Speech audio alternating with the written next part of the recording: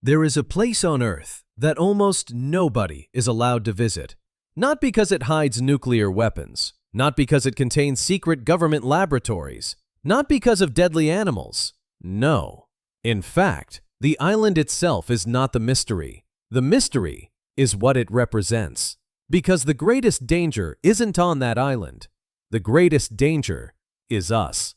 But this is not a forgotten place. It is not remote. It is not abandoned. It is a place that repeatedly rejected the outside world. And still, we kept coming back. Deep in the Bay of Bengal, there is a small island surrounded by endless ocean. From above, it looks almost peaceful.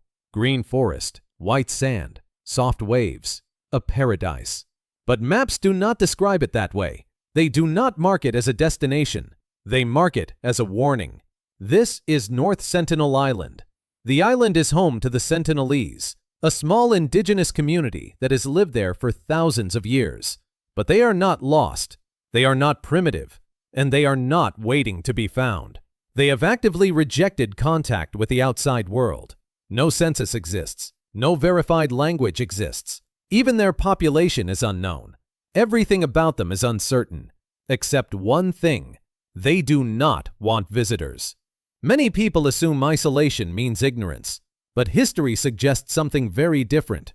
Isolation is memory. Because across the world, indigenous societies that met outside civilizations often suffered catastrophic consequences: disease, collapse, disappearance. So from their perspective, an outsider is not a visitor. It is a risk. There's daily life. What we know about their daily life is limited, but it is not empty. It is simply observed from a distance. They live in small groups, not cities, not villages as we define them, but clusters of simple shelters built from wood, leaves, and what the island provides. Their homes are temporary, light structures, open to wind, built for survival, not permanence. Because permanence is not the goal. Adaptation is. They hunt, they fish, they gather. Everything they need comes directly from the island, the forest, the shore, the sea. Nothing is stored in excess. Nothing is wasted. There is no written history, no calendars, no preserved records of time. Time is not measured. It is experienced. They move across the island in small groups, following seasons, weather, and survival needs. Not randomly, but rhythmically, in sync with the environment. Fire is central. It is not only survival, it is control over their world. Cooking, warmth, protection, a knowledge passed through generations without writing. Children learn by watching, not by instruction, but by repetition. Every skill is inherited visually, not verbally taught. And perhaps the most important detail, there is no confirmed hierarchy as we understand it. No documented rulers, no visible structure of command. Decisions appear collective, or simply invisible to outside observers. To us, this may look fragile, but to them, it is continuity, a system that has survived thousands of years without interruption from the outside world.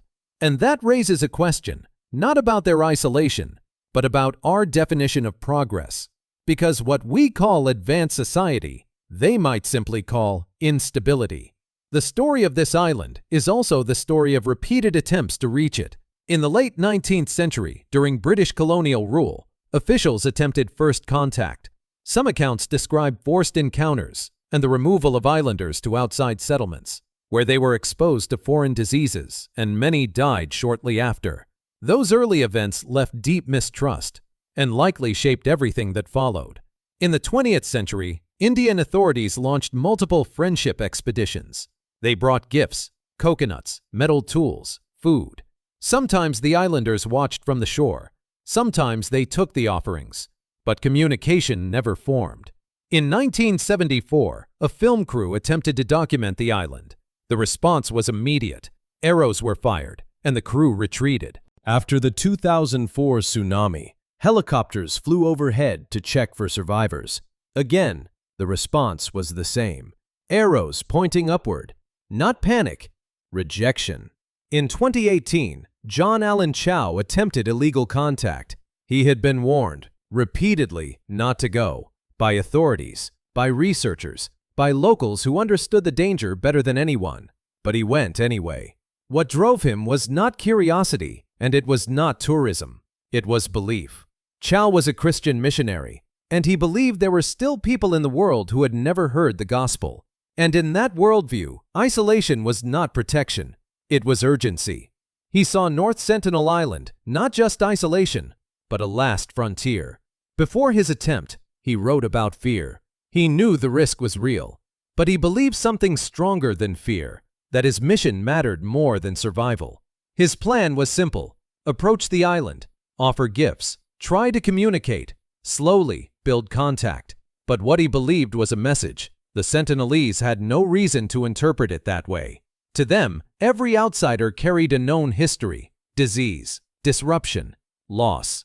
In November 2018, he was taken by canoe toward the island. He stepped toward the shore alone, and he never returned. His body was never recovered, not out of neglect, but to avoid further harm. The island exists in paradox. To protect them, the world must stay away. To respect them, contact must not happen. Protection requires distance. We assume progress means connection, but history suggests something else. Sometimes, connection leads to collapse. We imagine isolated peoples as trapped in time, but perhaps they are not trapped. Perhaps they chose a different path. And maybe isolation is not absence, but protection.